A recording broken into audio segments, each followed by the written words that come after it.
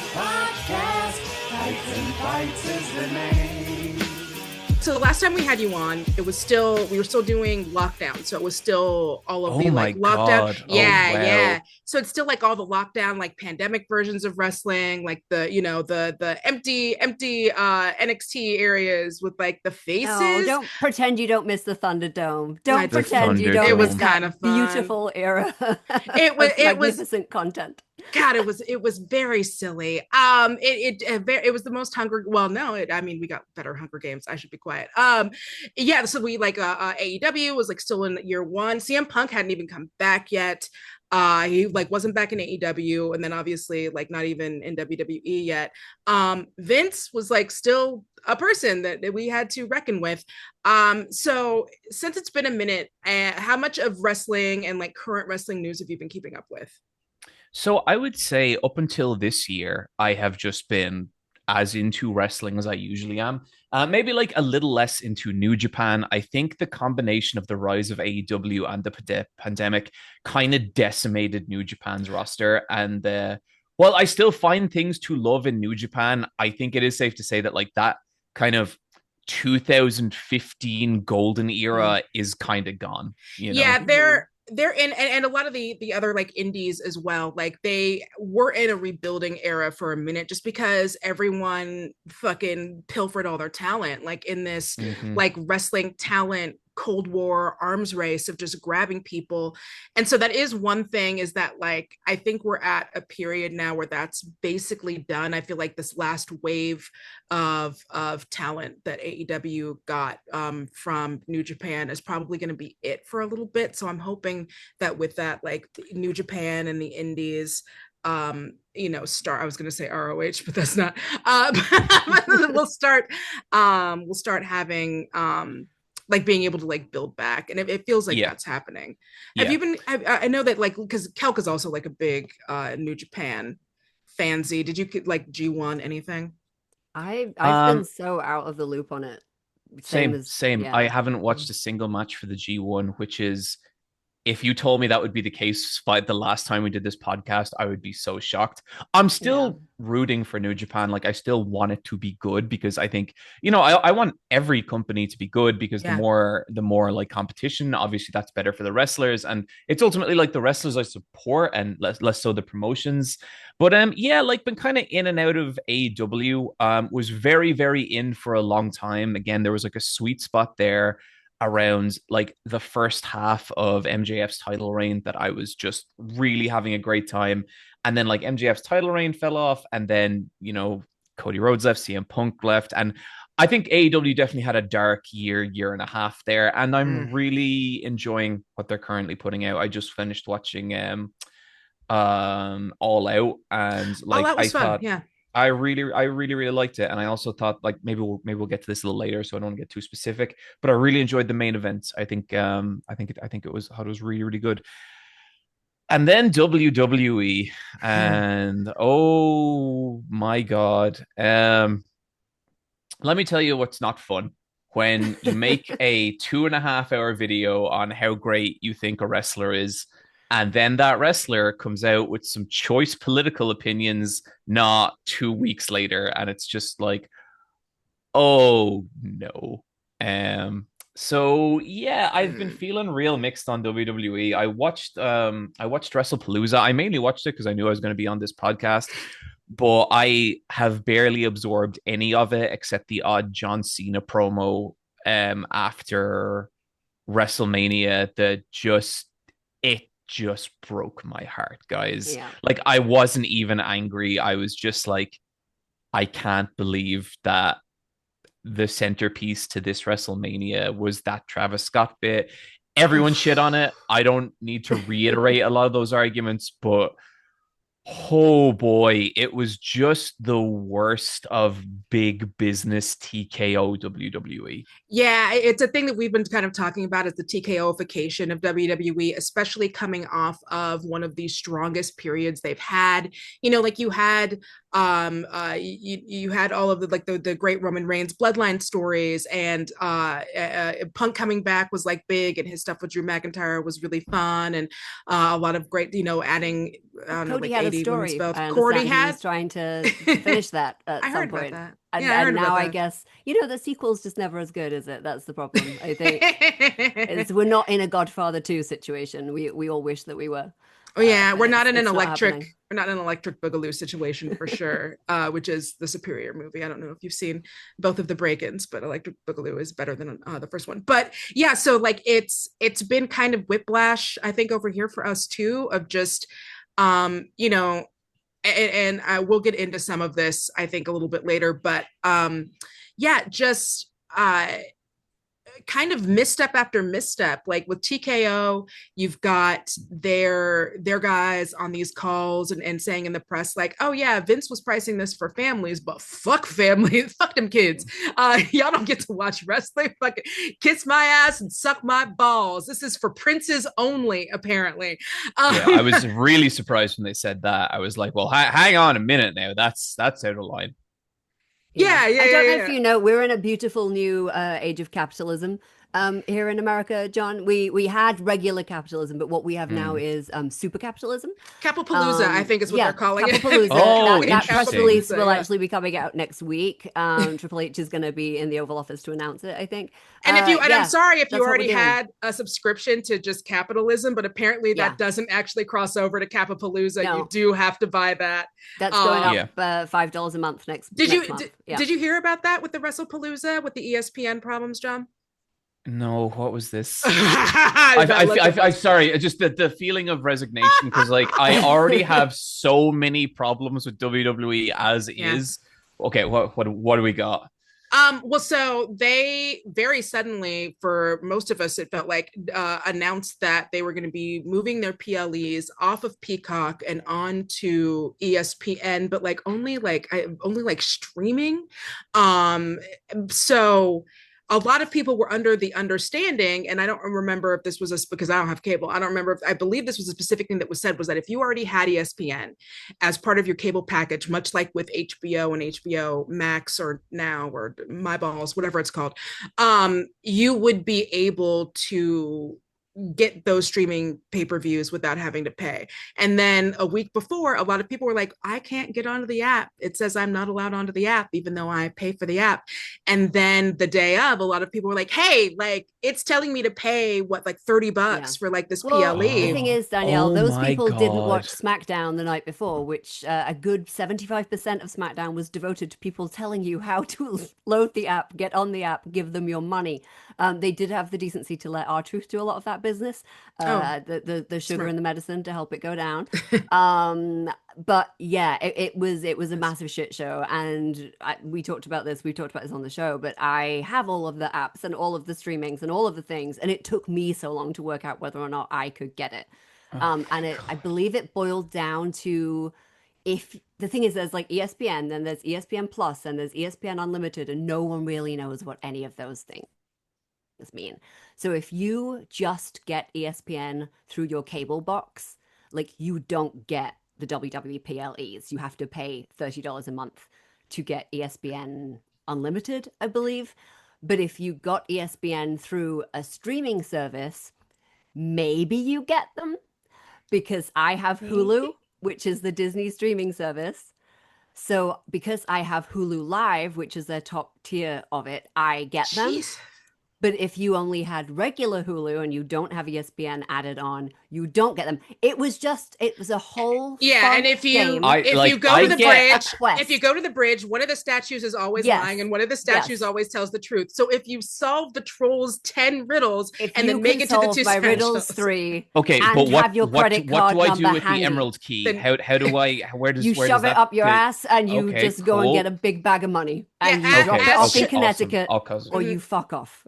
Shove up that Emerald Key, and for you get a PLE. That's the way that works. There you go. The rhyme. I was forgetting about the rhyme. Okay. Rhyme. Okay. Man, I get angry when they put an ad in my Netflix pay-per-view. Furious. I cannot imagine having to deal with all that. My God. So that's a big mess. And then, and some of this stuff is going to tie into kind of when we get into some other stuff. But Yeah, and there's obviously there's been a culture shift in WWE, and for me, I think for a lot of us, it's got us a little like, huh, because like you can't both have a shitty culture shift and your product's not that great, and you can bring back AJ Lee all you like, and I love her, and I popped hard and I cried, but like you Yeah, can't Rhea Ripley is doing a lot of heavy lifting, both physically and metaphorically right now. right, It's like, and you know, God and help I him don't. if she gets it hurt. 'Cause what will I do? Where And I will don't I want go? to I don't want to speculate, but I'm gonna speculate and I'm gonna say something that's probably gonna fuck up any opportunity of us to get a guest on later. But this is something I've been thinking, and I gotta spit it out because I didn't. It wouldn't be me. There was a recent memorial service that was planned very quickly, and it was in like a stadium. There was like pyro. There was like LEDs. There is a huge part of me that wonders what production company made that happen so quick. Like, what production company would have the ability to do that that quickly Danielle, you're and has crazy. You've been ties taking way too to much the Tylenol. administration? You So are wild. I'm gonna leave it there. But it's a thought that's been in the back of my brain, and it's definitely like I haven't really thunk it out enough for me to really but I've got some ideas.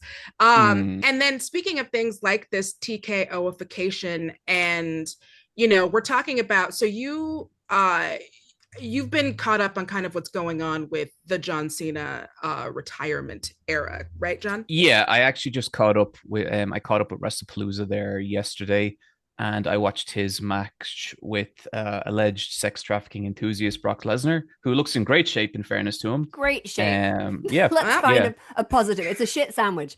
Possible yeah, sex trafficker looks great. yeah, Not a great yeah, storyline. Awesome. Yeah.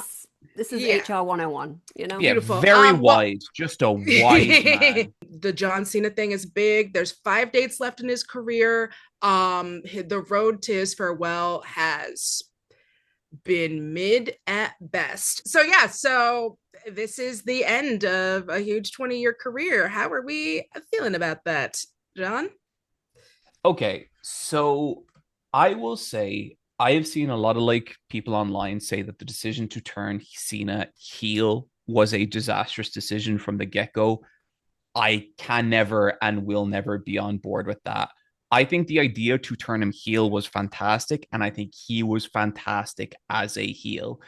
I think mixing it up with Travis Scott and The Rock and all that kind of stuff was a bad idea, was kind of a disaster. But then you had the SummerSlam match. And this is where like I really start to be like, okay, what the fuck are we doing at all? And you heard where he turns face before the match and then they have the match. And like in fairness now, it was a pretty decent like Superman face versus Superman face match. I actually kind of like I was like, okay, I am reasonably invested here. And like, it kind of went the way it did. I wish that we had found a way to finish this heel Cena story meaningfully, as opposed to just backing out of it and just being like, oops, bad move.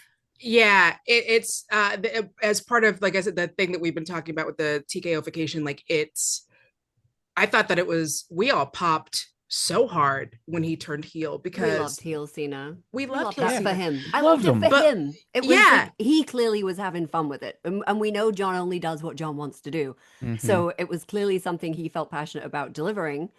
But fuck me. Like you said, like they backed out. They tried to back out, but you've hit the lamppost. The lamppost is down. You can't back out and drive away. Like, we've seen it. What else can we do now? We need to put it back up. And you need to call the authorities, and you need to not just go, well, do you know what? I've thought about this, and fucking hell, you're right. I've been a right knob, and it's not fair on the little kiddies. And what if I'm just a good guy again? It's like, you probably should have some consequences for your actions, John. You probably should come to an understanding instead of just coming to work one day and saying, I don't know if this is working. What the fuck? So I remember a couple of years ago, I was in some YouTube chess tournaments thing. I don't even know how I got involved in it. And part of this was I got to stream a match with like a chess master. And he said this thing that always really stuck to me. He said, a bad plan is infinitely better than no plan. And I feel like, okay, we had run into some challenges with this like Cena heel thing where, like, you know, I would say he was giving the same promo a lot. I was having a great time with it, so I didn't even mind. But I feel like the moment we just hit eject, now Cena is kind of in free fall and he has no real story for the last couple of matches. And so you just get these insane moments where he's squashed by alleged sex trafficking enthusiast Brock Lesnar. Yep. And it's like, okay, what are we doing? Like, what story are we telling here? Because like I feel like now his next that match can go is unfinished. AJ, right? Yeah. So it's not like there's a resolution to that. It's not unless alleged sex trafficker is going to come back and interfere with that match, and then we get a payoff of that maybe at Survivor Series. But even then, like, what the fuck? Like, where is the resolution? The whole point of this is they kept saying again and again, this was not just going to be a reunion, a retirement tour. This was not just going to be a replay of his greatest hits. Who was really coming back to do something meaningful. And all they've done since SummerSlam is like, fuck it. Who knows? Let's throw some shit at the wall. Let's see what sticks. Right. And they had it's like not sticking. No, because they didn't stick the landing. And there's a way that you could have done that and turned it. And I won't repeat for the umpteenth time the way that I thought they shouldn't do it. Oh, no, wait, John hasn't heard it. So yeah, I am. My idea for doing it was you still have him do the match with Cody, but you have Cody be like, yo, like you used to be like the guy, like you used to be like that hero to kids. And like at that match, you have Cena have his moment of like, fuck, what have I become? And then you can still have your like your Ultra America off, 2 Americas for one price, 2 Americas, 1 ring, 2 Americas, 1 cup. I'll get it. But you can still have that match. And there's no cup, Danielle. We are the cup. Like, yeah, that's the problem. That's the problem. Yeah, empty. Overflowing. Ugh. And so then you have that, and then you've told this great story of, and then it does a 360 and it kind of comes back around, and it makes sense for Cody to be the one who does that, because it ties back into that shitty The Rock wants my soul thing of him saving his soul. And then also, as he is like the heir apparent to Cena, it would make sense for him to be the one who finally like gets through to him. But instead they just did fucking nothing, and it's going out like a wet fucking fart. Like, have Michael Cole break down into tears, do something. Yeah, why not have something in the middle of the match that makes him realize what he's done, what he's become? Yeah, I mean, do you guys remember litigating the past? But I can't remember which pay-per-view it was at, but it was Bret Hart versus Rowdy Roddy Piper years and years ago, and it was basically this exact storyline. It's like early in the match, Rowdy Roddy Piper realizes he can't out wrestle Bret, starts cheating, and then you get this moment right at the end of the match where Piper is holding a steel bell, ref's unconscious, and like he raises it up and then he kind of lowers it down and he looks out at all the fans cheering for him, and he remembers kind of what he is to these people, and then he throws away the bell and tries to out wrestle Bret, and he can't because he loses to Bret. A bigger, more like Hollywood bombast version of that, I think, would have been so perfect here. And it breaks my heart that isn't the match, that's not the match we got, because I thought the actual match pretty good. Like I think that is absolutely the best John Cena is capable of right now, and I don't mean that like in a derogatory or negative way. I think he was doing well. It's just like at moments it nearly felt like Cody was kind of turning heel, and it was so muddled and confusing, and just and then like the match with Lesnar was okay, cool. I like squash matches, but sure, I kind of feel like an 8-year-old just told me a long rambling story with some interesting parts that went nowhere. Well, and then the aliens came. But as exactly, I was at the SummerSlam match that Lesnar and Cena had in, I want to say 2014.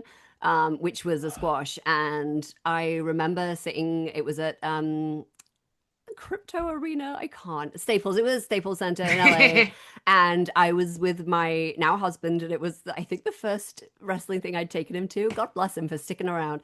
But again, that's why we have to keep the podcast. And I took him and was like, "It's going to be awesome," and it's Brock Lesnar, who was at the time just a dick, and John Cena, and it's going to be this wild, crazy big match, and you're going to love it. And if nothing else, like, he works in TV and film. I'm like, it will be bombastic and huge and a production, and you'll be so impressed. And it just was the most miserable squash Walsh, because in the arena without the commentary, all we saw was Brock Lesnar like German suplex Cena about 14 times in a row and then throw in a couple of S5s and fuck off home. And I remember Jeff turning around and being like, what the fucking fuck was that? I'm like, it wasn't great. I promised you something and it wasn't great. So when this match came around at, God help me, WrestlePalooza, said Jeff was like, it's not going to be the same as it was last time, right? I'm like, God, no, Jeff, he's going out now. We're going to get something wild. It might not be very long because these fellas don't want to work that long and Brock's, got a flight to catch and that's why they're on first. But like, it's going to be great. Fool me once, shame on me. Fool me twice, I'm a dick. I cannot believe that they just gave us what they gave us. So one of my least favorite things about like TKO era is because I feel like so much of what WWE kind of does right now is like this kind of, hey, remember when we did this? And like, it's one of the reasons I find CM Punk so hard to enjoy in his current iteration, because I feel like every fucking promo, every storyline is like, remember the pipe bomb? Wasn't that awesome? And it's like, yes, that was awesome 13 years ago. It's like, come on. We're all clinging with a cat clinging to the windowsill, waiting for him to turn. Like, that's all we've got now. That's all we have left. We're all the fucking Garfield on the Garfield on the fucking window. It's because like it's hard because I also love like the long-term storytelling of wrestling and when wrestling remembers what it is. I was working on a long-term storytelling like workshop thing for a minute, and then you came out with your great video about it, and I was like, thank God I picked CM Punk and not Cody Rhodes, because I was very close. So I like when it remembers its history, but it's also that was what was so great about the Drew thing, was that when he was going up against Drew, it was new hate and it was a new hater in the mix, and it brought new things out of both of them. And with John, it is just a fucking memorabilia match. You might as well be at the fucking at the wax museum. And I think that nothing for me really highlighted how much that doesn't work, and just the differences in these two eras is when you have John Cena doing his version of a pipe bomb, which was good. It was great. And you've got CM Punk laying there on the table like John Cena did with the fucking Slim Jims logo that staring was you right in the face. I wanted to talk about this because like I've tried to explain this to non-wrestling friends, but just the corporately branded Slim Jims logo on the broken table in this like piece that's meant to be like this homage to this, whatever way you want to cut that pipe bomb, like very anti-corporate, anti-business, anti-WWE promo. And this one has the hashtag Slim Jim sticker on the table. And it's just, that was the moment where I was really like, what are, like, and like, you're right, Cena was great. Like, he was really good. But it just, when you step back from that, that's when I really felt like, oh my God, what is this company? Like, what are we Next, doing you'll be anymore? telling me that Old Spice shouldn't have sponsored the women's match at WrestlePalooza. Come on, people. Well, and then we had that great, what was it, the fucking NFT match? What was that match where it was like no electronics? There was going to be no electromagnetic something in this match. I don't know. I would love for anyone to explain to me what that means. I would love to hooked him up with those fellas. Did they just take off everyone's mobile phones? I don't know. Did you see that or hear? You saw that? Or no, I'm Oh no! So there's this company that sells those devices that saves you from the fucking 5G. Literally, like, it saves you from like make that face. And so they sponsored a match. Could they not have got a more modern conspiracy theory? No. So they sponsored a match where they used a bunch of those devices so that the participants would be protected from the fucking electronic waves in the arena during the match. Okay. Yeah. I think that if they're going to do something like this, we need to lean into it more. we need to bring Max Moon back. You remember him? He was a new generation robot wrestler, and we need to bring Max Moon. We need to have him tear through the entire roster, and then it's like, fuck. How are we going to stop this wrestling robot? If only there was a way to block his signals, and that's the sponsored match. It's not even the sponsorship I'm upset about. It's the laziness. It's just I'm also very upset about the sponsorship. I do feel my God. that I need to read this out to you, which is directly from the press release, I believe. So it was sponsored by Aries Tech, who are the quote-unquote industry leader in EMF protection, which protects you from electromagnetic frequencies by providing you with a device to limit non-ionizing radiation, like microwaves and emissions given by cell phones. But they only provided this service for the Usos versus the Vision. So you're on your own for the rest of WrestlePalooza. Yeah, suck up that 5G, suckers. All day, like electromagnetic frequocies running wild. Fuck you, Indianapolis. Only the wrestlers get the protection. Yeah. And only the Usos and the Bron-Brons. Otherwise, EMFs all day, baby.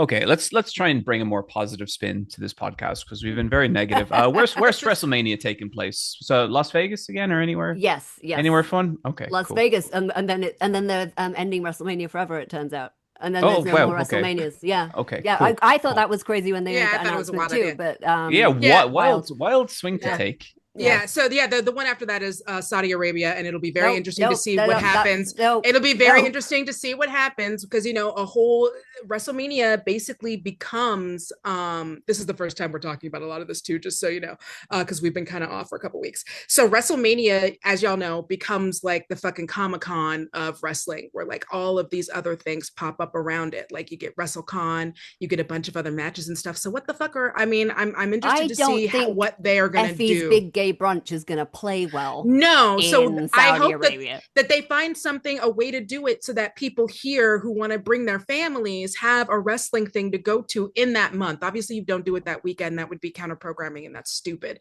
You hear that, WWE? I don't know. I feel like if WrestleCon wants to put something on in these United States that weekend, I'll go because I sure as shit won't be watching Saudi Mania. So I don't know. I nearly feel like they've kind of left their chin open a little here. Like I think that if AEW did want to try and counter program or something, like actually, this is kind of an interesting case study, But I don't know. I mean, it's very much we would love your money and we don't care about your eyeballs anymore because like no one can go. That's the thing. I've been to a bunch of manias. I've been to like 9, I want to say, and it's broadly speaking, especially over the last 10 years, we'll say, been a very positive experience to be in that arena, in that stadium with all those people that you share a love of something. It's good vibes, generally speaking. And it brings wrestling fans together and it brings the city together. And there's, like you say, there's so many things to go to. It is such a great event. And you're not just taking the event to Saudi Arabia, you are taking the event away from 95 conservative estimate % of your fans that would be able to attend. Like you're not just taking it to Saudi, you're taking it away from your fans. You're taking away that sense of community. You're taking away that event. But Lindsey, what if we get Brock Lesnar versus Undertaker again? And we probably will. Oh, I'm so sorry, John. You meant to say something positive. Would you like to go back to the positive thing? No, I was really just, I just wanted to dump on WWE more. I was just saying, yeah, that's great. So it's a really interesting time to be a fan. So I want to, because we'll go ahead and we'll start wrapping this up here. Any other kind of thoughts on John Cena ending the career? Do you think there's a way that they can save this with the 5 dates that he has left, John? Honestly, I do. I feel like there's some, like, it's John Cena. Like there's enough history and story to draw on there that I think you could genuinely still do something really special. Whether TKO is going to do it is a completely different story. Like, I don't see this as ruined. I still think there's ways you can turn it around. It's just, man, like the alternate timeline, and I know this isn't what everyone wanted, but like the alternate timeline of the last real champion, that whole story, I I think that could have been so special. The last real champion, and like his last match is that Cody match that will now never happen. Like, that could have been so great, you know. Maybe, like, you know, maybe you do that as a second last match, and his last match is the Rock and the Soul thing, and I don't fucking know. You use that as a way to make the Rock seem like you could have a done legit Cody at Crown Jewel. You could have done the Rock at Survivor Series. Like, yeah, and you use that as a winner. way to actually, you know, make the Rock feel like the actual devil, as opposed to the kind of mildly homoerotic villain that he sometimes now comes across as in his promos. You're telling when me he's you talking. don't like that Versace vest? You're telling me? Oh, I love it. I love it. I just think maybe it's not quite what they're going for. Do you know? I also have a conspiracy theory about where that may have fallen off. I happen to know. It's not a conspiracy theory. I happen to know. Obviously, Dwayne is pushing really hard for Oscar season. For the Smashing Machine. That's it, right? The Smashing Machine. Yeah. It's a great title. It just makes me think of burgers. But come Survivor Series November, he's going to be in peak promo for that movie, and he desperately wants to be taken seriously. Like, desperately. I have some friends who are involved in things over award season, and his team are working harder than Kris Jenner. Like, they really, really want this for him because he really, really wants it for himself. And I wonder how much the thought of him being so visible as a performer in WWE, especially from now onwards, now that the Oscar season is starting to gear up, how much he wonders if it would have hurt him. He's going to be up against Leonardo DiCaprio in that new movie. He's going to be up against real heavy hitters. Like, the likelihood of him winning is 0%. But he's a competitive dude, and he likes to crush. It's not a non-0% chance of him being nominated. And can you imagine genuinely The Rock wonder how if much he wins that an hurt. Oscar? Oh my God. No, that's the world will just cease to exist. Like, that the rapture's been delayed for that reason. I had a word with some people, and I said, look, this could happen. Can we hold it off until next March-ish? Just don't pee in it and leave it for a fucking TA to pick up, I guess. Right. Or PA and to sadly, pick up. This is it. He needs to move all those stories on. So he needs to get away from that. He needs to get away from his wrestling persona. He is trying really hard to work the indie circuit, to work the credible events, to come on and talk about his craft. Wear his little glasses. You know, he wears his little glasses when he's being serious, Dwayne. He wants some more events to wear his little glasses and put his arms away, put his little arms away. That's how you know he's being serious. And I do genuinely wonder if that hurt this, because that, it's like you say, it is the logical conclusion of the John Cena storyline. If the turn starts with The Rock, it should end with The Rock. Like, that's just wrestling 101. Like, and I'm not saying don't subvert expectations. Please do. Please subvert a trope. We love that. Surprise me. Work me, daddy. It's the catchphrase of the podcast. But I do wonder how much his desire to be in Oscar season contention hurt his involvement with on-screen WWE for the rest of this show. I could totally see that. I when you were saying that, I was thinking back. I don't know if you guys ever watched BoJack Horseman, but like the second season of that, I think, is about like him doing an Oscars campaign, and it's just all kinds of insane shit. You can do this, you can't do this, and it's like that really adds up, I think. Yeah, you can do hot ones, but you can't take an attitude adjustment in San Diego the weekend of Thanksgiving, you know? Yeah. Because what are they going to want to talk about? When you do the talk show circuit, what are they going to want to talk about? Yeah. They're still going to want to mention it, but it's not going to be front of mind, and it's not going to be on the list of immediate talking points. If you went through a table 2 weeks prior, that's the clip they're going to show. Like, and wrestling's fake, unlike movies, which are very real. Very real. Very so real. Especially if you either lost or gained weight. That I don't know if you know that. That's the rule. Oh yeah. It's the realist. You put on a prosthetic and you're now a different person. And we know that The Rock, when he is hardcore in Rock movie career, and this is something I've mentioned before, I am a broken record, but there was a really funny moment when Red Notice came out that happened around the time of, I don't remember if it was his debut or if it was like the first time he won the IC championship on like SummerSlam or whatever it was. And WWE went hard on like Red Notice promo because they had some kind of tie-in. So they had like one of the Red Notice eggs and you had to like find the egg. And then like they had a whole night that was dedicated to his like first IC title win. And where was The Rock? Fucking nowhere. Didn't send in like a single video or anything, when like a few months prior to that, either prior to that or like subsequent to that, he sent in a video to TNA for Kurt Angle's like celebration. And if you look at the time period when that was around, that would have been when he was making his big push to like change the hierarchy in the DC or whatever. So when he's trying to be serious movie guy Rock, he will leave them fucking hanging. We've all kind of suspected that the reason he came back was because that fucking flopped a big floppy dick, and his takeover of the Fast and Furious series kind of sucked a dick too. And so when you put together, you know, suck a dick 1 plus suck a dick 2 equals you get coming a back to movie. You get a Scorsese somehow you get cast in a Scorsese movie. I don't know how that works. In Hollywoods, you just kind of fail upwards a lot of the time. Yeah, it's true. It's true. The dick sucking math is not the regular. So is there anything else that you want to add on to kind of this John Cena end of his career, or just anything in general you have any ideas about, John?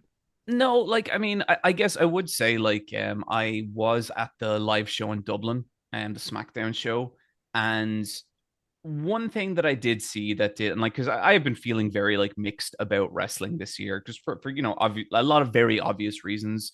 But one of the things that did kind of like have me kind of like, oh, I do love this shit, was seeing him cut down Logan Paul live.